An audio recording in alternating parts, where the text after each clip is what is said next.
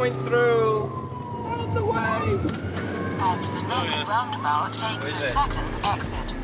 It's late afternoon, and an ambulance crew is rushing to the west side district of the city.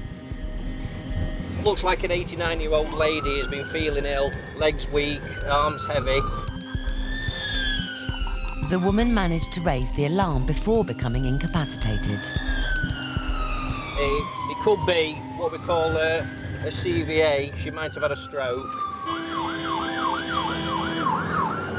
With suspected stroke victims, it's vital that ambulance crews can assess and diagnose them as soon as possible. But there's a problem. There's a fast response vehicle on scene already, and they obviously can't get in. The unfortunate thing is that we've got to break the door down because we can't get anybody else with a key. So just by shouting to her just to tell her what's happening, because if we didn't tell her, we'll be a little bit worried. PC's Ryan Ashton and Adam Bergin are also racing to the scene. They're the ambulance crew's best hope of getting to the elderly woman quickly.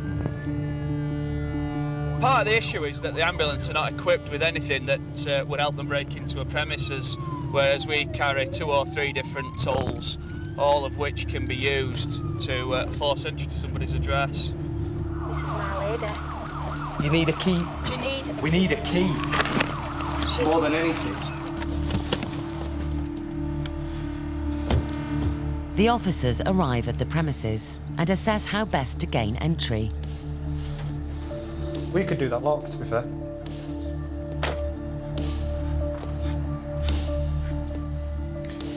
We can try and just pop the lock off. You can try. For some reason you thought they hadn't tried. No, I know it's obvious, but you know. Hello, Doug. Yes? We can see her through the window. She seems uncomfortable on the chair, struggling for breath a little bit. I think she's a bit hot as well.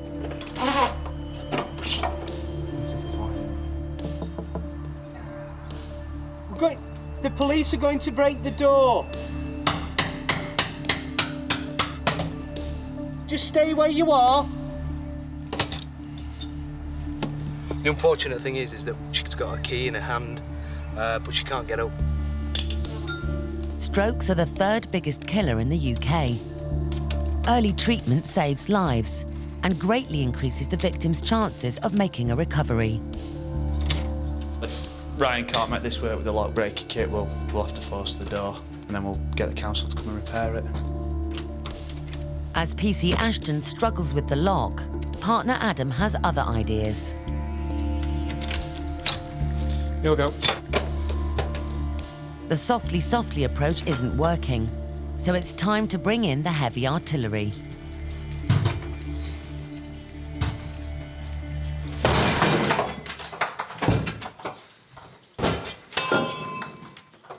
Hello, Doc. You all right?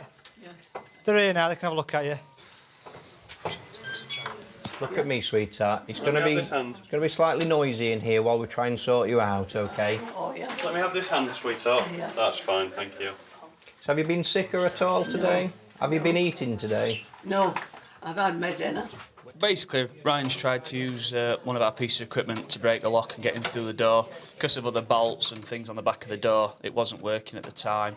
We reached a point where it was time to get in and get the paramedics in as quick as we could.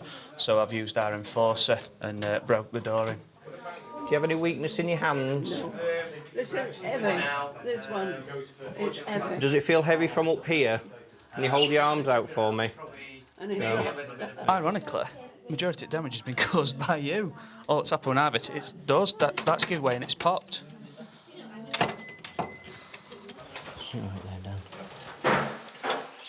Obviously was complaining of not being able to get up out of the chair. She was showing classic symptoms of having a stroke, but without the slurred speech or anything like that. But you're not necessarily going to get that with a stroke. You could just get a weakness in one arm, which she had. I'm going to push against your knees now, sweetheart. Here we go. Thank you. Right. Obviously, the door's now insecure to the premise, so we will remain to look after this lady's belongings so the council can come and re-secure the door. Hopefully that should only take maybe half an hour or so. Enjoy your effort on the door? Well, better than your effort, I suppose.